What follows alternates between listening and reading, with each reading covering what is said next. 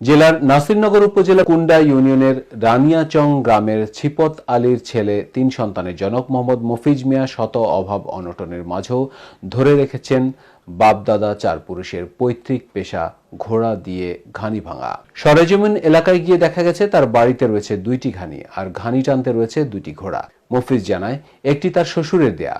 প্রতিদিন ২টি ঘানিতে ভাঙানো হয় ৫০ কেজি সরিষা আর প্রতি লিটার খাঁটি সরিষার তেল বিক্রি হচ্ছে ২০০ থেকে ২২০ টাকা দরে।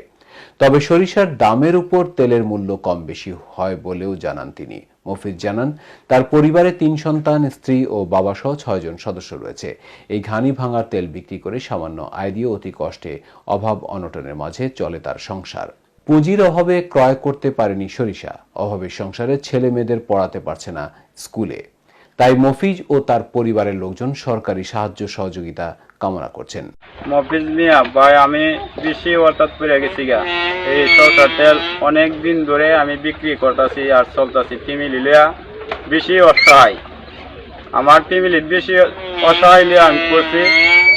পুঁজি টানার সময়মতে পুঁজি আওলাদ কর্জা করি আনিয়া এই তেলের অর্ডার দিয়াতে আমি টাকা পরিশোধ করি। তেল দিয়া এর নিজের বাচ্চা কাচ্চা লইয়া এই যেটা তাহে এটা দিয়া চলি। সোলার চলতেছে, সুযোগ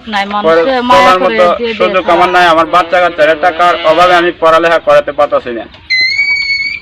এটাও আমার এমপি সাহেবের কাছে আমাদের ছিলাম ভাই, আমার কাছে কথা হয় আধা কিলোমিটার দূরে অবস্থিত কাহেতুরা গ্রাম থেকে তেল ক্রয় করতে আসা ফিরোজ মিয়ার সাথে।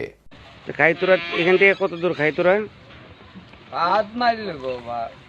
আধ মাইল দূর থেকে আপনি এখানে কি জন্য আসছেন? তেলের লেগে। কিসের তেল?